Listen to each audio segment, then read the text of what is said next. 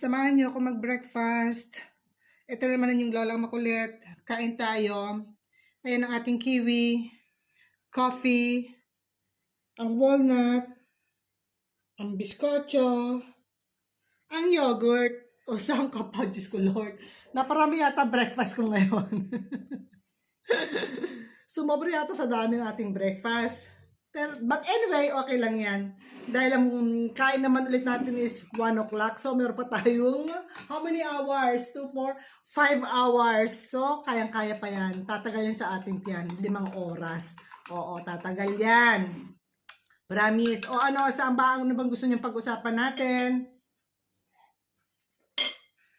Pag-usapan natin yung mga monetized na dyan or yung mamamonetize na. Na-ready na ba nyo na ba ang inyong TIN, yung tax account, tax individual number? Yung tax, nagbabayad ka ng tax syempre sa Pilipinas. So meron kang TIN. Kailangan niya ni Meta kasi once na monetize ka na, yan agad ang hihingin sa information. So kinakailangan naka-ready ka palagi dyan ha. At saka yung bank details mo or PayPal dyan. Wag na wag nyong hindi fill upan yan dahil may expiration yan within 6 months. Kapag ka hindi nyo na-submit yung mga hinihingi ni Meta na mga information sa inyo, malamang at sa malamang lahat ng mga pinagpaguran nyo is mapo-forfeit. Lahat yan, forfeited. Lahat ng mga pinagpaguran nyo, lahat ng earnings nyo mawawala. Yes, mawawala. As in mawawala, talagang mawawala. Dahil hindi ka nag-submit ng mga details eh.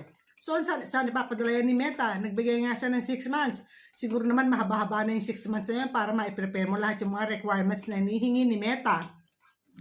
So, yun lang guys. I hope nakapagbigay naman ako ng konting kaalaman. Halika, kain na tayo. Biskotso.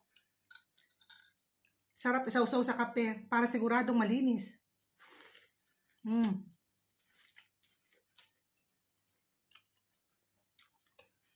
Hindi talaga ako naglalagay ng asukal sa kape at saka sa gatas, ha? Kasi medyo matamis-tamis na rin yung tinapay at saka marami akong prutas na kakainin. Marami. Kiwi lang, wala akong ubas.